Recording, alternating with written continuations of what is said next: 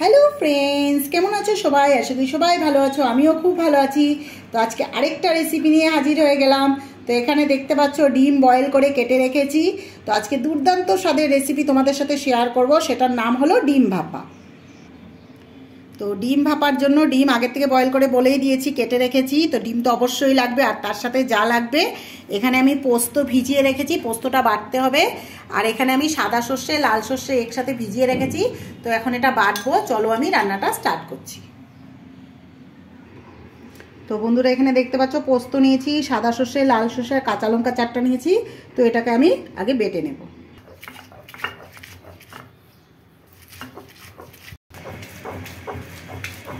বন্ধুরা দেখতে পাচ্ছ আমার বাটা হয়েই গেছে, এবার করলে কমপ্লিট হয়ে যাবে। তো আমি নামিয়ে নেব।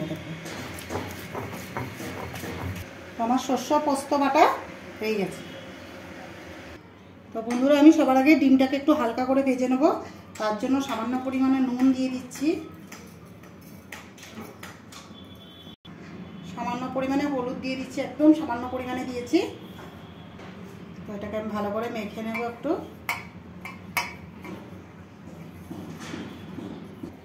তো আমার হলুদ নুন মাখা হয়ে গেছে। তো এখান থেকে আমি আগের থেকে ফ্রাইং প্যান বসিয়ে দিয়েছি, গরম হয়ে গেছে। তো অল্প করে তেল দিয়ে দিচ্ছি। আমার তেলটা গরম হয়ে গেছে। তো এক এক করে আমি ডিমগুলো ভেজে নেব।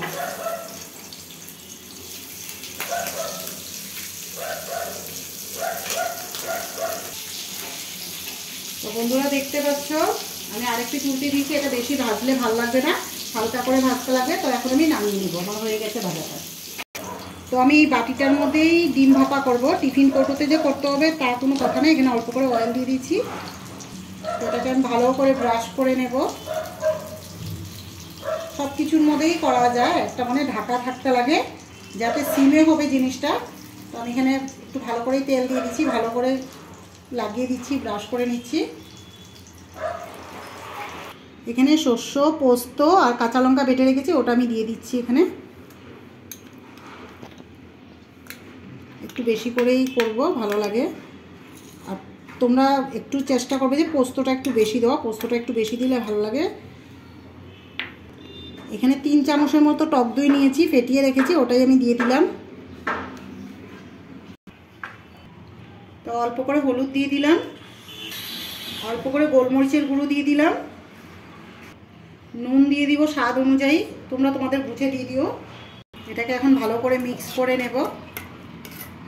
খেতে খুব দুর্দান্ত লাগে বন্ধুরা, এটা ডিম ভাপাটা খুবই টেস্টি হয়, অসাধারণ লাগে। এটা খেলে মানে আর অন্য কিছু লাগেই না, খুবই ভালো লাগে, একবার বানিয়ে দেখতে পারো। তো এটাকে আমি ভালো করে মিক্স করে নেব। তো বন্ধুরা এখানে শস্য পোস্ত জলটা যেটা ছিল বাটিতে, ওটাতে দিয়ে অল্প জল দিয়ে দিচ্ছি, সামান্য পরিমাণে দিয়েছি, বেশি দেবো না। আর একটু মনে হয় লাগবে বন্ধুরা, তো আমি আরেকটু দিয়ে দিচ্ছি, কেন এটা হতে হবে তো জিনিসটা। বাস, আর দেবো না। এখন এটার মধ্যে ডিমটা ছেড়ে দেব। তো এখন এক এক করে ডিমগুলো ছেড়ে দেব। দেখতে পাচ্ছ বন্ধুরা পুরো মানে ভালো করে মিশে গেছে। আর এখানে ডিম ভাজা তেলটাও আমি দিয়ে দিব, এটা ফেলবো না, এটা টেস্ট আর একটু দ্বিগুণ বেড়ে যাবে। তোমরাও ফেলবে না, জিনিস ফেলতে গায়ে লাগে, কারণ এটা ডিমের যেহেতু রেসিপি হচ্ছে, ডিম ভাজা তেলটা আমরা দিতেই পারি।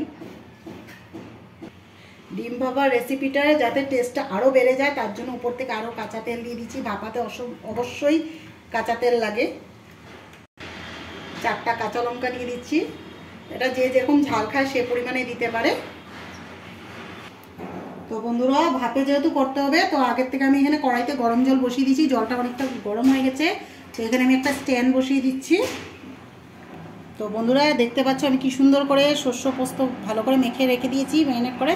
তো এটাকে আমি এখন ঢাকা দিয়ে দিও ভালো করে। জিনিসটা চাপা হতে হবে, যে কোনো জিনিসেই করো, যে ঢাকনা দিয়েই করো, টিফিন কোটি হোক যেই হোক, কিন্তু মানে জিনিসটা চাপা হতে হবে। তো এখন এটা আমি বসিয়ে দিচ্ছি। তো দেখতে পাচ্ছ ভালো করে চাপা দিয়ে দিয়েছি। তার উপরে আমি এটা বড় একটা গামলা দিয়ে এখন আমি শিলনোড়া দিয়ে চাপা দিয়ে দিব, যাতে কোনো রকমই ভাপটা না বেরোতে পারে। এটাকে আমি গ্যাসের আঁচ মিডিয়ামে রেখে 10 থেকে 15 মিনিটের মতো করব। তো গ্যাসের আঁচটা দেখতে পাচ্ছ মিডিয়াম করে দিয়েছি। তো 15 মিনিট পরে তোমাদের সাথে দেখা হচ্ছে। তো বন্ধুরা আমার 15 মিনিট হয়ে গেছে। তো এখন আমি নামিয়ে নিচ্ছি, ঢাকনাটা খুলে নিচ্ছি।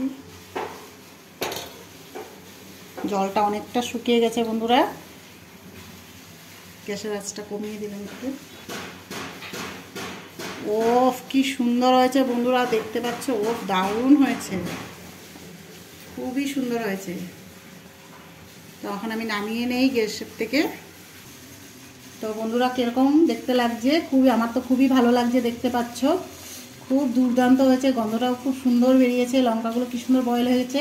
রেসিপিটা ভালো লাগলে লাইক, ফলো, শেয়ার, কমেন্ট করতে ভুলো না। আজকের মতো এতটুকুই, নেক্সট ভিডিওতে আবার দেখা হচ্ছে। তোমরা এটা প্লিজ ট্রাই করে দেখো, খুবই খেতে ভালো লাগবে। দেখতে পাচ্ছ কত সুন্দর হয়েছে, ওফ দুর্দান্ত হয়েছে বন্ধুরা। এটা একবার খেলে আর অন্য কিছু মুখে লাগবে, মানে অন্য কিছু খেতেই চাইবে না তোমরা, এত টেস্টি হয় এটা। ডিমের এই রেসিপিটা খুবই ভালো লাগে। তো আজকের মতো এতটুকুই, টাটা।